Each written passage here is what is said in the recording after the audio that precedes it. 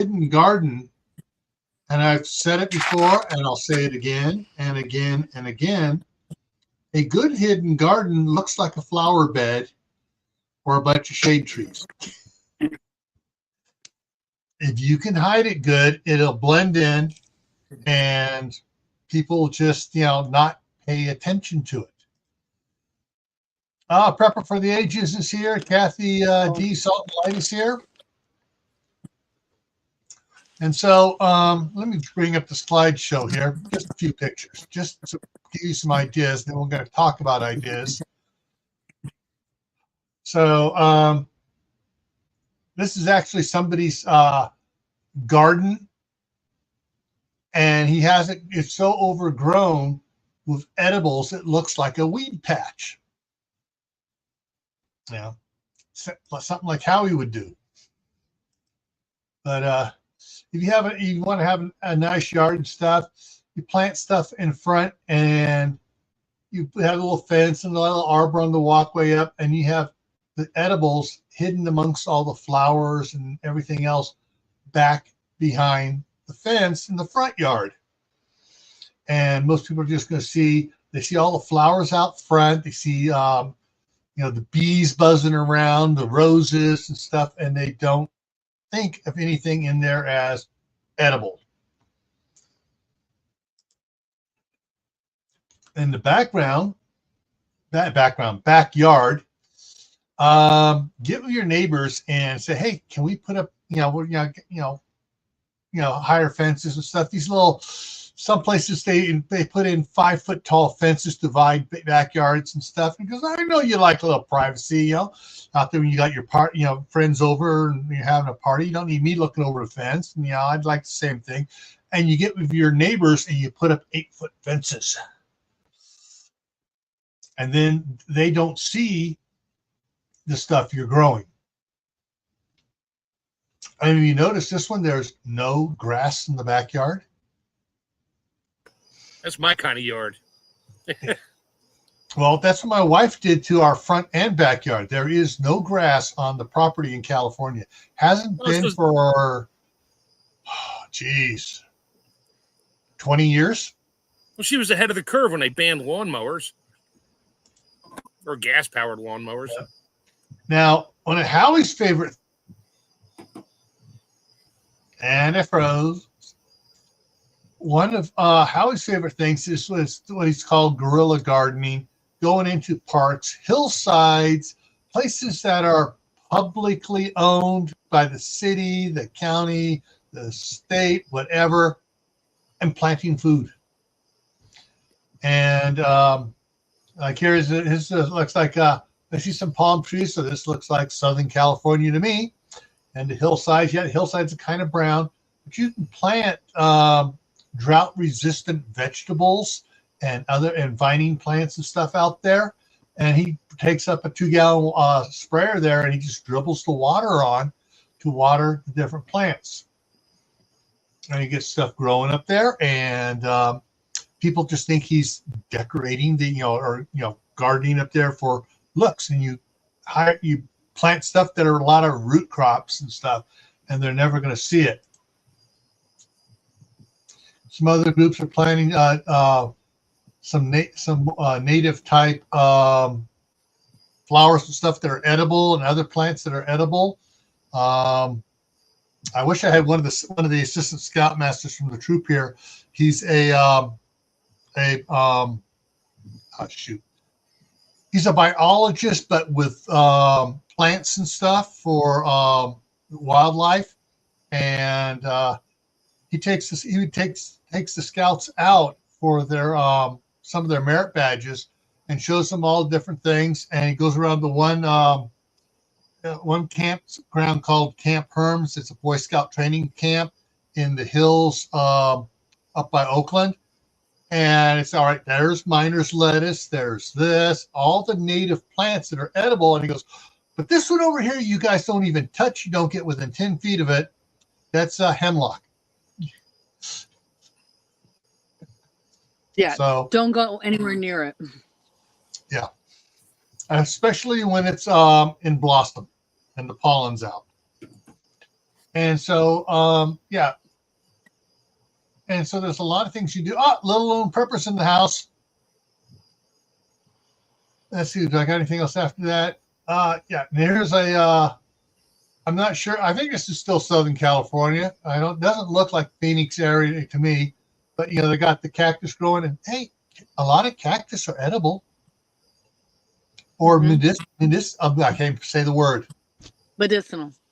Thank you. I get tongue-tied with a cough drop in my mouth. And surprisingly, people think of cactus as being a warm weather plant and a southern plant, but there are cactuses that are hardy to zone 3, and I can grow here in Michigan that are edible. So. My wife is going to be talking to you about that. She has a big collection of small cactus, names cactus there in California. And she goes, I can't bring any of these there. It's like, we can bring them and we'll see which ones survive. No, I had a lady that I went to a garage sale and she had them on the back porch, so it was on the southern side, so it was a little bit warmer there. And she gave me a start, and I think I have 6 or 8 plants from that start she gave me. Cool. Yep. And Myra Page just came in on your side. Thanks, Myra. One more thing about the cactus. So not only do they have the edible, it's the prickly pear. Okay. So not only do they have the part that's edible, I planted them underneath my daughter's bedroom windows. Every bedroom window for any of my girls has cactuses underneath it. That's all I'm going to say on that subject. It's a home security thing. It's been out there for a long time. Good thorny rose bushes. Did you plant under the boys too? No. They got bars on the windows. I actually had on the inside. They had an alarm that went off if the window got opened. All righty. Our treasured homestead here as well. Yeah, cactus is, different type of cactus, different things. We call it the water barrel cactus. It looks like a little water barrel. Mm-hmm. Yeah. Yeah. Oh. What do you think? Why do you think they call it the water barrel cactus? Because they're full of really icky water.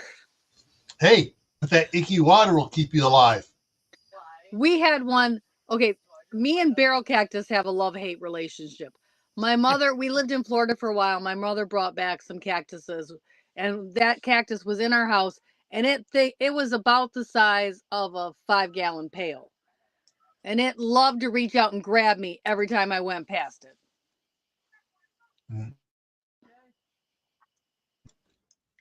It is easy to propagate. I'll give some hints of that. Okay. I think lamb square seeds were on sale on Amazon.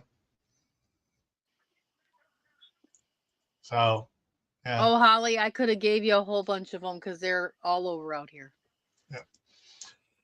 All right. Do I got one more picture or not? No, that was the end of that. But I do have something for you guys. Actually, I gotta change something up here real quick because I can't bring in have the sound from the second screen during the countdown because it produces an echo. But I have, come on. I want to get everything set up here right here first. So I can do this. So present, share screen. Come on. There it goes. Doom.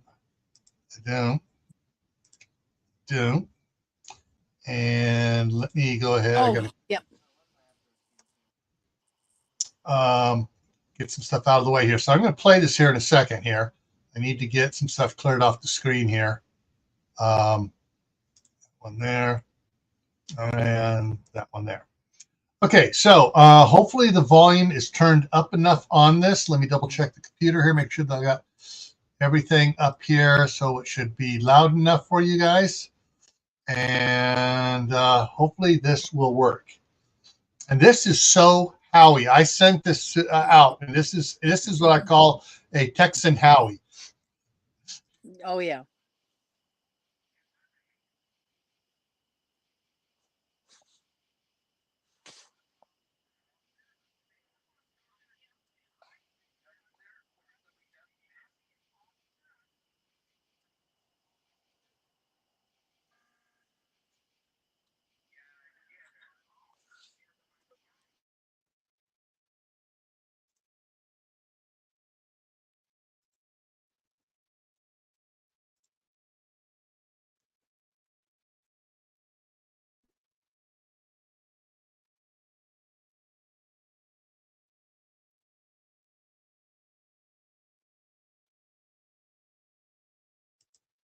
Okay, so if you couldn't hear it, I put the link to the video.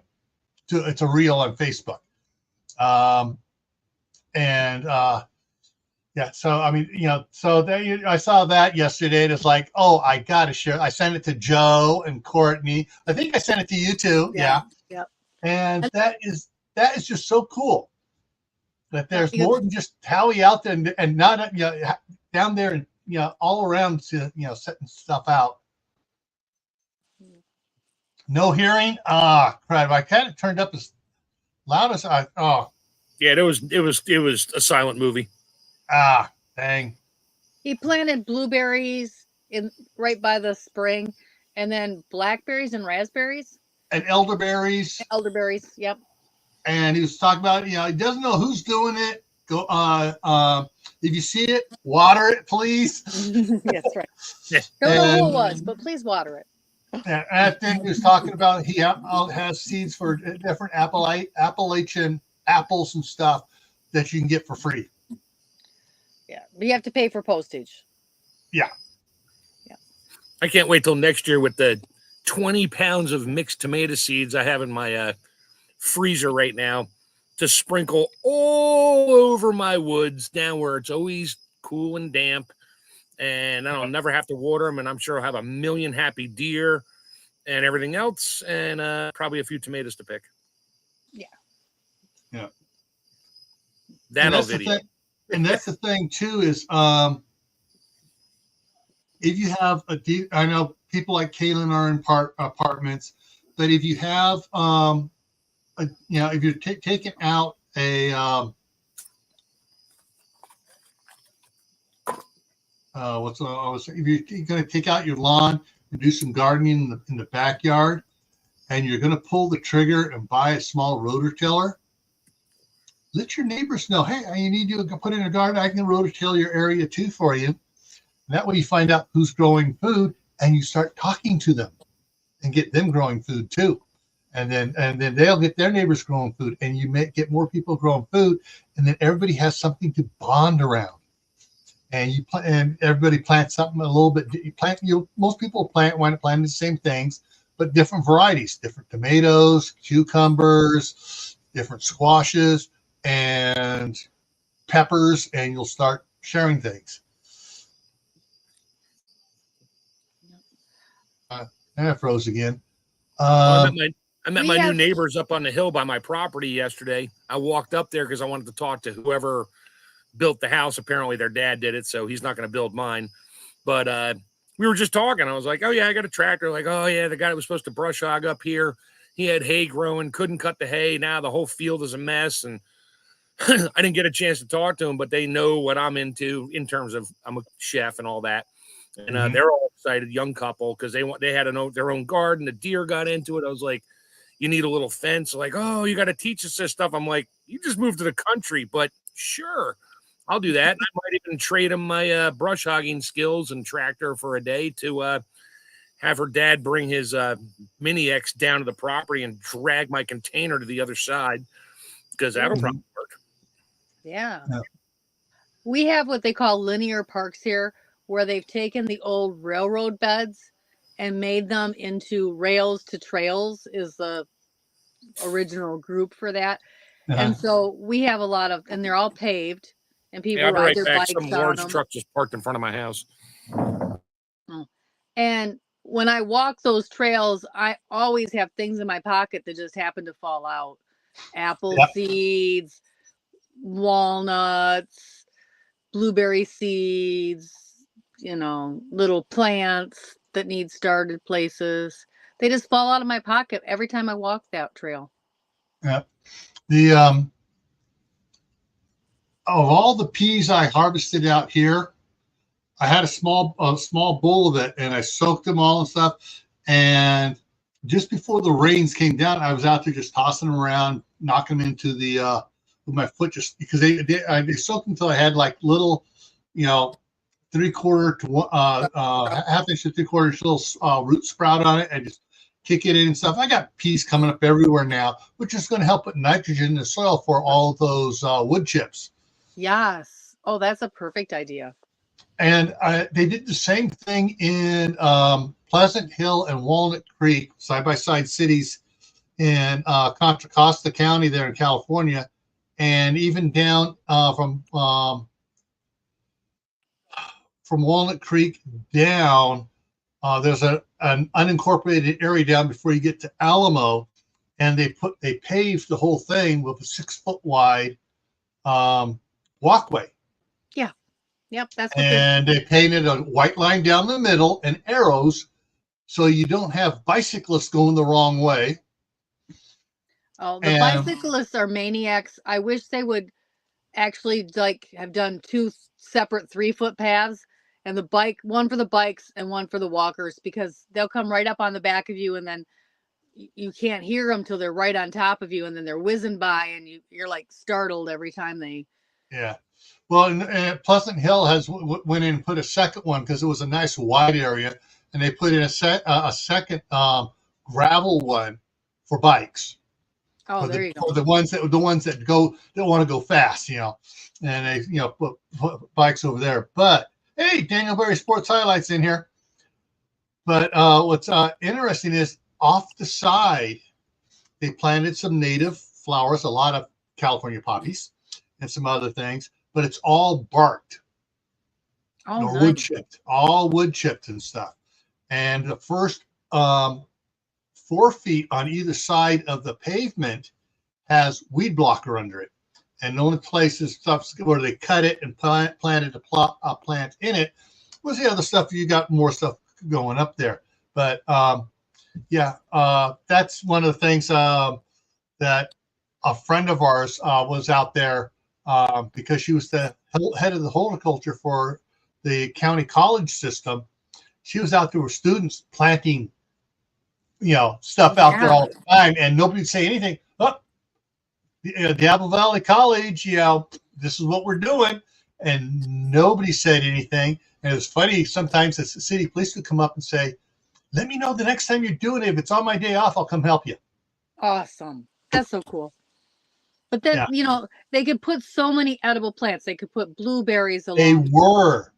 They were putting a lot of edibles in there, mixing in, and as they put a bunch of nasturtiums in as well. Mm-hmm. Yeah. And so they were doing flowering edibles that were, and stuff like that. Yeah. All right. One thing I want to share. You want to see let me see if I can get it going to get the right one here. And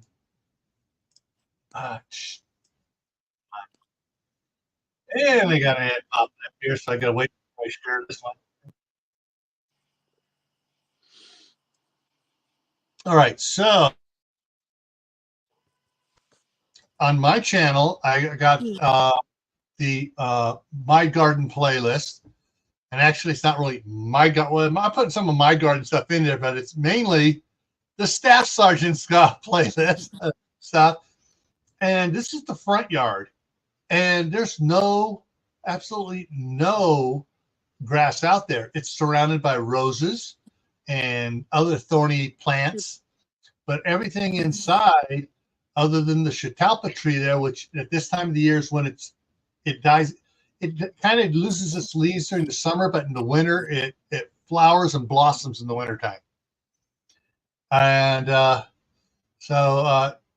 she goes through and she shows all the different plants she's got growing on here. I would say 80% of it, even though she has flowering plants, 80% is edible. But you can't tell because of the way some of the stuff is, even though it's in pots and stuff. She's got a lot of different ones. She's got strawberries growing on. She's got all sorts of plants growing on there. And so some of the stuff people look at and go, oh, pretty, pretty. And what you can't see in the background, let's see if I can get it on to bring that one in the background up a little bit more here. The one thing I want to show there, come on, go behind her here. She's going in strawberries. All right. We picked up when Yardbirds went out of business. We picked up a couple of the wire rack things that they use for displays. and she plants peas or beans on it. And of course, she picks the ones that flower a bunch. And so it's got that on there. And so people go, oh, what is that? That's a neat flower. Not realizing that it's food. So, but front yard, she's got all the little, all the different types of plants around. And it looks like a flower jungle. Of course, in the sunflowers, she got the big monster sunflowers as well. And come on, so I can back it up a little, catch it there. She's got different herbs and stuff growing in pots, and that is a miniature rose in that pot there. And it has, usually it's covered with a bunch of flowers. This is after most of the flowers have dropped. And yeah, people get, you think you're going to, oh, just push that out of the way. Well, that is the thorniest little booger ever. So, yeah, there's a lot of things you can do in your front yard. And there's all her cactus and everything else, all her succulents. And you got another shelf up above of them as well. And so when people see the succulents and stuff, they go, oh, they think everything in there is, decorative. They don't realize how much of it is food. And you can get things like, there's a variegated leaf elderberry. So, you can get edible plants that are very decorative and very beautiful, and nobody will realize that's what they are, and plant those around your house instead of those horrible things. She's talking about some of the plants there. She's got more of them down in here. And all right, so she's got boysenberries, I believe, or is that the blueberries? But yeah, she has boysenberries and blueberries growing in different tubs there and stuff. So yeah, she's got a bunch of those growing down there. And so, but in the backyard where most people can't see, she has, and this is, so we got grapes. Oh, this year the grapes went absolutely nuts on her, and she was beating the squirrels to them. Watch out, the squirrels love currants. Yeah, and she under here. Those are wisteria seeds. Yeah, the table here. I get the table. I'm back to the table. Come on, give me the table.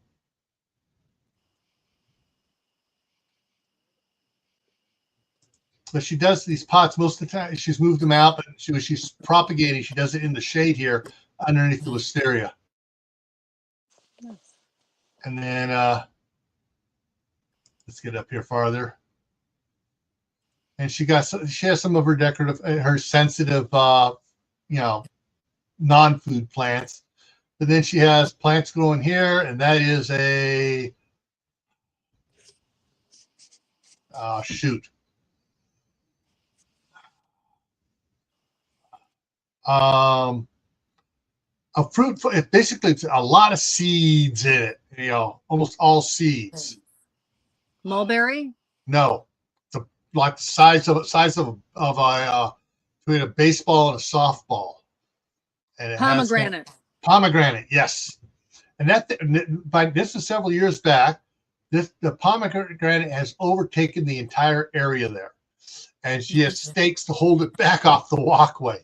And when I was down earlier, I counted over 40 pomegranates on it. Ooh. Yeah. That's not a bad problem to have. No, not at all. No. Too bad they don't grow up here. Yeah. In a greenhouse. Oh, yeah. Yeah, so there's that would be look fun. at some of the pomegranates there. And those are some squash she did.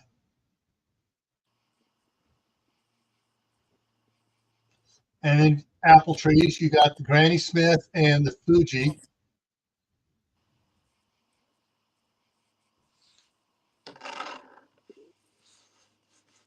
And this is the Fuji.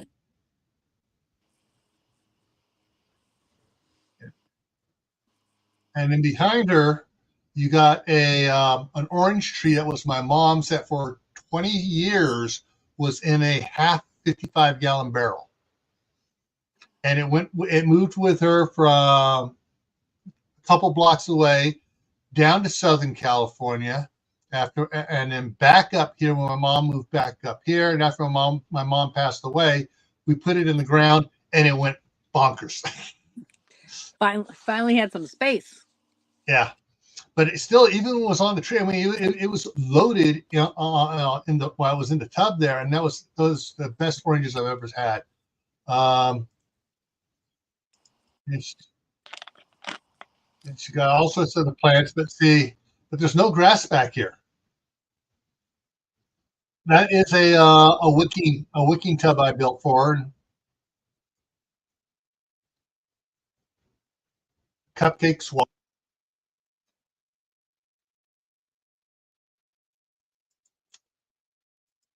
And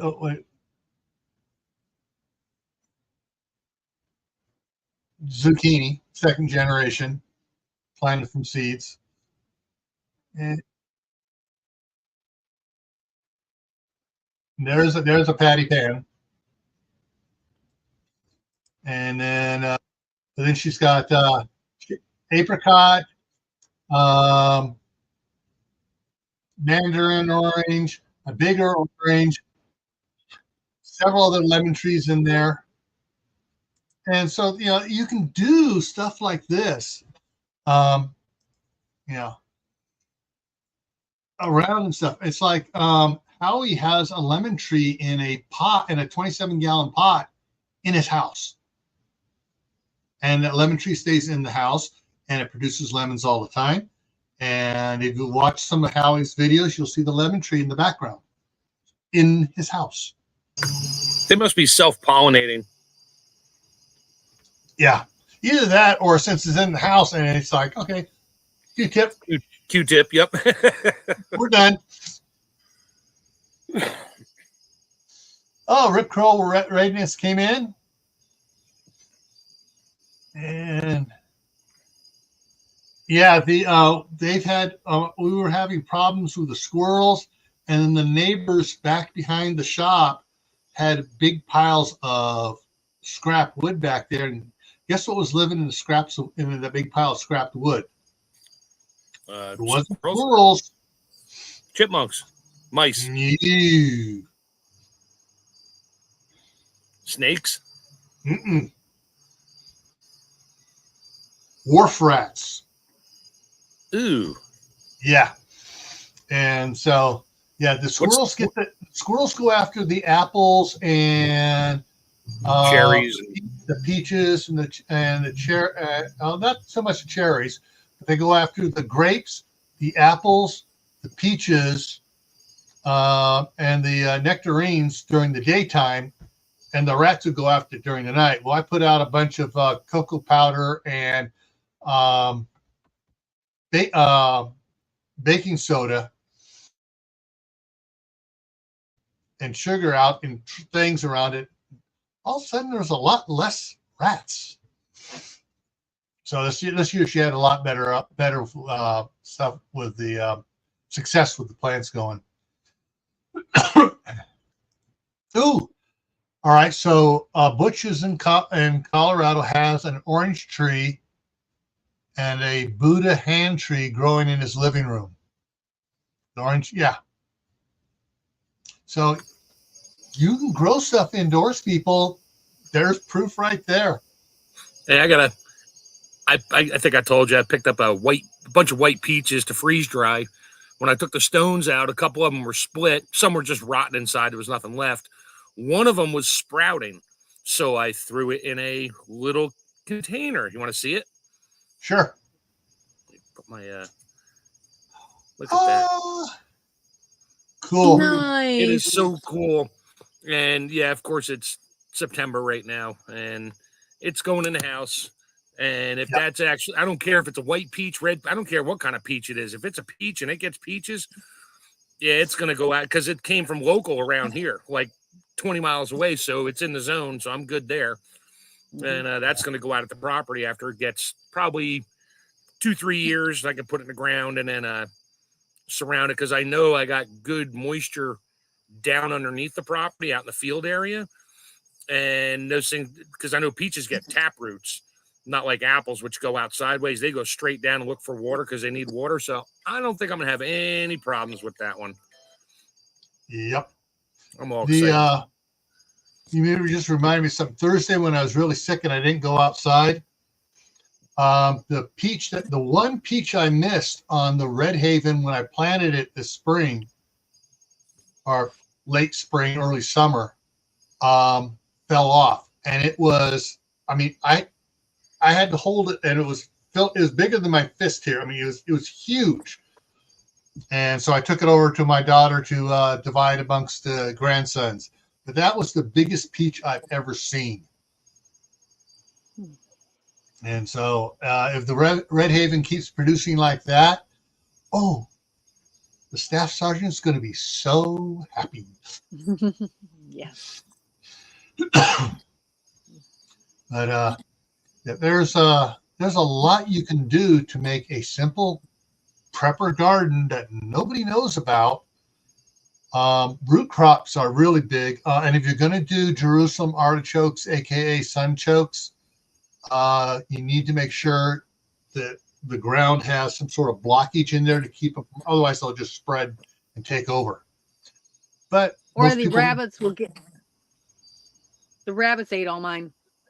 Oh no! They dug it. They dug them up. Yeah.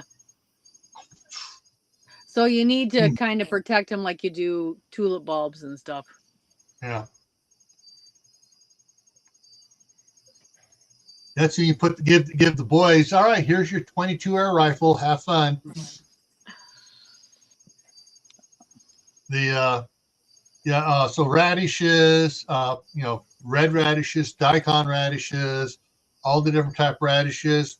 Most people don't know what the clump of stuff of greenery is. They think it's weed or something else, a weed, not the weed, and something else in there, and they're not going to go digging in there thinking it's it's food. And so turnips, carrots is one you might get away with or might have problems with because like I said, I haven't seen carrots with tops on them other than at the local grocery store. Every place else has them pre-trimmed and packaged in bags. Mm-hmm.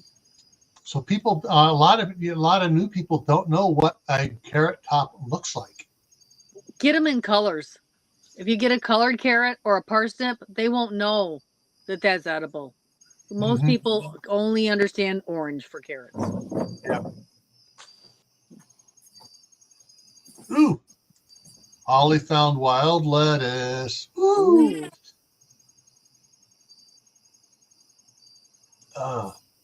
So there is you can do it.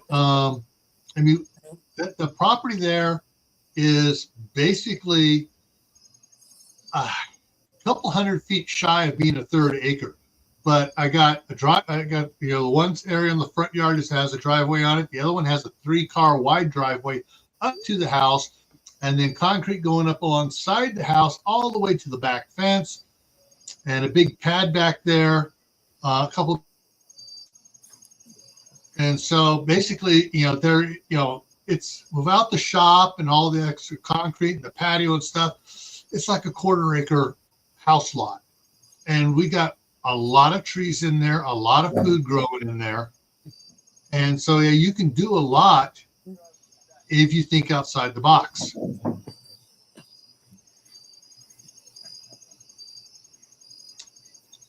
What else is there? So side chat, what do you want? What do you think you could plant in your local county park if they had areas that people don't go into? Because a lot of I noticed a lot of parks in California will have the big grass areas and have the picnic areas with the grills, the kids' playground areas, and they plant a bunch of trees around where there's it's not flat where it goes up on a little hillside. So there's a lot of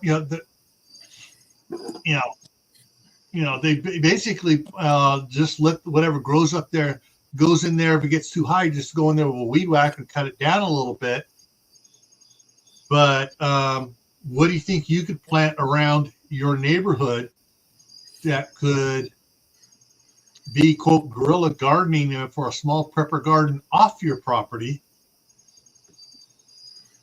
that would work? You think it could work, and what could you try to plant there?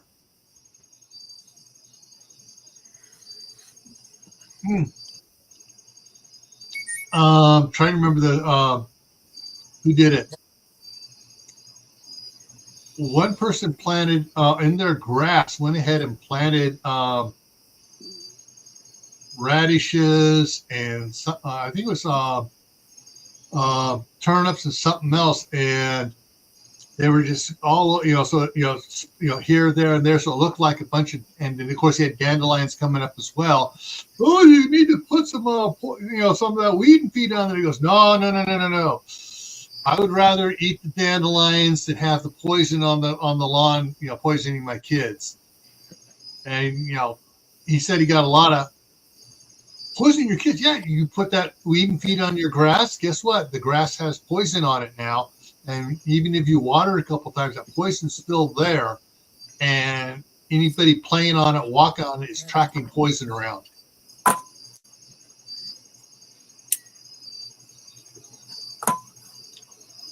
But yeah.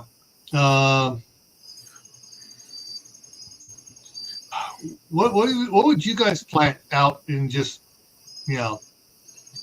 I can tell you what I have guerrilla planted in areas. Asparagus, mulberry, black walnuts, black raspberries, red raspberries, yellow raspberries, strawberries. And I have picked squawberries and then moved them to my food forest. They're not very tasty, but it comes on a different time than all the other fruits, and they are, good. Lamb's quarters, wood sorrel, garlic. I've hidden some garlic out there. So as you're walking, you might find quite a bit of things to eat. Ooh, garlic sounds like an easy good idea, because when it comes up, it just looks like onion grass. It does. And people don't bother it. You can find it easy because you can smell it. Oh yeah, as long as you don't plant something in a park where they have landscapers all the time. Echinacea is another big one. It's not necessarily edible; it's medicinal. You said mulberries. I had a couple mulberry trees, little ones, in my backyard and the side yard that I don't know where they came from, but the birds obviously eat the berries. And I have a culvert next to my house. It's a water management. It's not that big. It's like 8 feet wide and just got big rocks in it. Well, they like to wash down into the other half of the neighborhood, because everywhere I go down there next to the culvert pipes, there's mulberry trees growing everywhere. But they're very high in protein. They're actually really good for you. In a pinch. I plant them around my chicken coop because they feed the chickens, and I'd rather the chickens eat the mulberries and I eat the eggs. It's a win-win for me that way. Yeah, plus whatever ants and bugs fall off the mulberries into the chicken area, they're going to eat them too. Yes. That was the only thing I hated about mulberries. I think that's why the mulberries are really high in protein, because they always have a lot of bugs on them. Oh, maybe.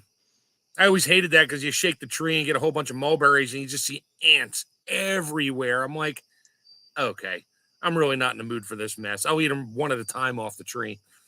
Yeah. All right, I got something else to show you here. This is the park, a block and a half away from the house in California. And what you can't see right down here at the bottom is the little stream that goes through the park. There it is. But you said asparagus. I was thinking, especially a bit farther off to the right here, when it goes to the one area of planting asparagus down in there for people. But the problem is the kids go after all the crawdads. There are a lot of crawdads in there with all the kids in the neighborhood around. There's still. But the asparagus comes up in May, and then they can trample it after that. By the time it's warm enough, well, here for people to be in the water, yeah, the plant would be fine. Kids are in the water Year the middle of April, 1st of April. Yeah.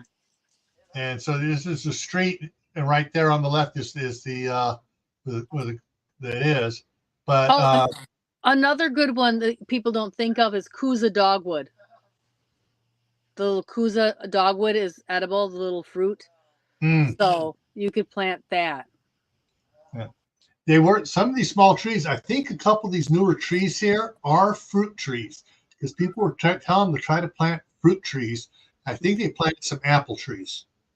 Yep, that'd be good. So and you can save the seeds right out of your apple. Will it be the exact apple you just ate? No, but it will definitely be edible. It might be a crab apple cross.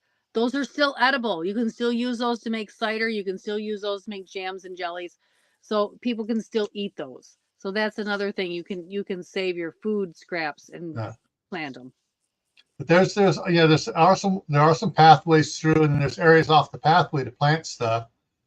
And this is on the top side of the park. That's not a cherry tree, is it? Looks like a dogwood. Looks like dogwood. Okay. But they're supposed to be they're supposed to be planting more fruit trees around the parks. Oh, they don't want to plant fruit trees because they're messy and attract animals. They just won't do it. A couple parks around here, people wanted to do it, and they said no. Sorry. Yeah, well, the fortunate thing is I know 3 of the people in the city council love fruits and stuff, and they thought it was a great idea. So it may be just telling the park and rec department, no, you will plant them, or you'll find another job. Mm-hmm. But there is a lot of they brought in some mulch in. Yeah, there's as you see now, the kids go after the crawdads. There's a town here in Michigan south of me, the town of Shepherd. They planted all maple trees in their town. Then they tap the trees. They have a syrup festival and pancake party every spring. They sell the syrup they make, and that helps fund all the kids programs for the city. Unfortunately, in California, they don't have enough chill days to do the maple trees. I'm just saying, though, that's a great idea for cities to do something like that where they could grow maples. Yeah. Northern Girl Hobbies is here on your side. Hi. And but that's the thing is if you get involved with your city council and befriend them, don't go in oh, you need to do this, you work for it. No, go befriend them, ask questions, be interested, and then start making suggestions. You might have a better chance on getting, the different type of fruit trees. I know here at this park, probably work at this park. You could definitely work at 2 of the other parks the city has, which are even better protected weather-wise. Plant orange trees. Yeah. Oh, yeah. I mean, it's going to be like, and after a few years, they're going to be big enough, and everyone's going to be picking oranges, but hey, that's what it's there for. Our local Walmart has a row of apple trees between the parking lot and the road, And I saw somebody with a cart and a bunch of boxes picking up all the fallen apples for deer bait. You know, so the whole argument that they're messy and that it's going to attract things, people will pick them up and use them. Yeah. And with the number of people like in there in Martinez, you know, that have horses around different areas, there, you know, people are always coming to the to see the horses, the little miniature horses across the street. And it's, you know, they're always trying to bring stuff. And John says, as I said, you know, has put out a sign, if you want to feed the horses, ask Chris for apples. And a sign pointing across the street to our place. And usually she has sitting out front little cardboard, you know, Amazon boxes full of apples. And people go over and get a couple apples and feed them to the horses. Yeah. Yep. Hey, Glenn, how's it going? Out of Gardens here. So, you know, if you can work with your city to get them to plant fruit trees, and then you could, once the fruit trees are growing, you can pull a Howie, and even some of the other trees that they're not going to pull out, plant the certain varieties of squash they will climb the tree, and you'll have, you know, the squash up in the trees. Yeah, that's my next trick out at the property too, because I've been saving all the acorn squash and butternut squash seeds. Love to let them just climb up all the trees, and of course I need my ladder to go get them, but I don't care. It'd be cool. Yeah, that's what Howie does. He takes a ladder out there. He sets the ladder up on the side of the tree, away from the hiking path, and goes up the trees and harvests this stuff. Yeah.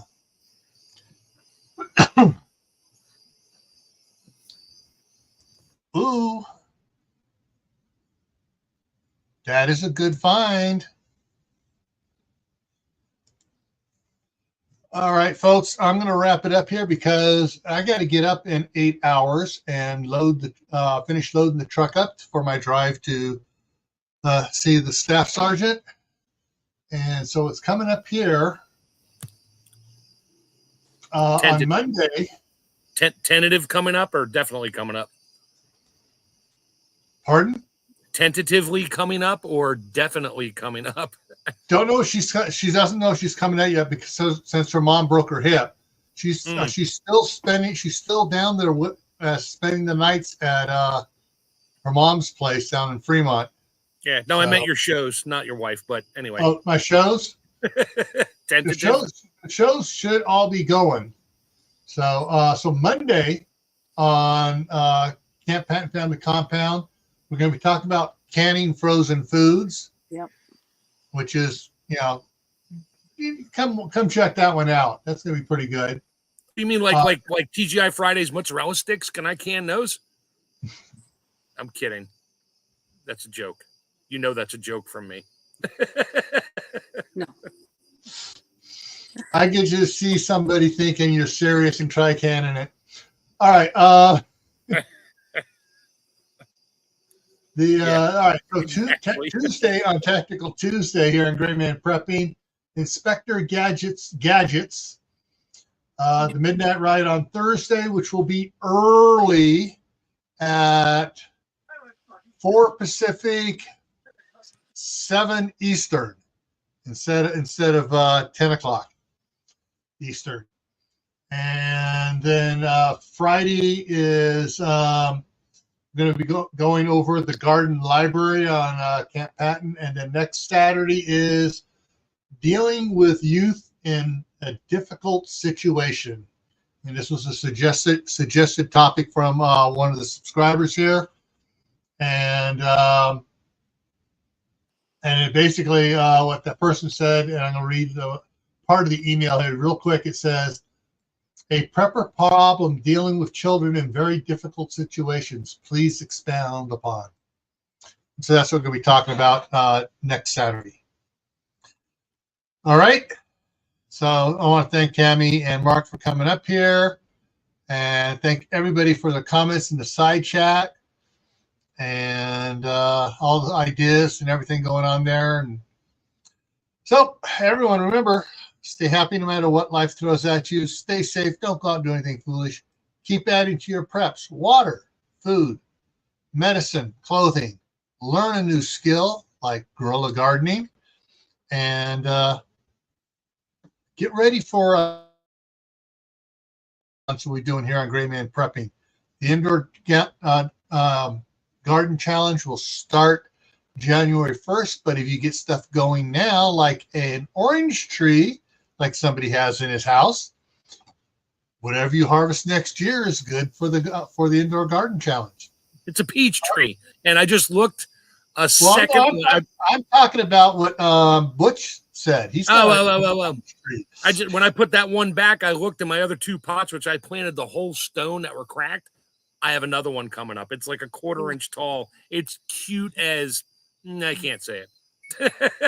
Cute as a button. Yeah, that's it. A button. Yeah. Peach button. Cute as a peach. All right, everyone. See you later. See ya.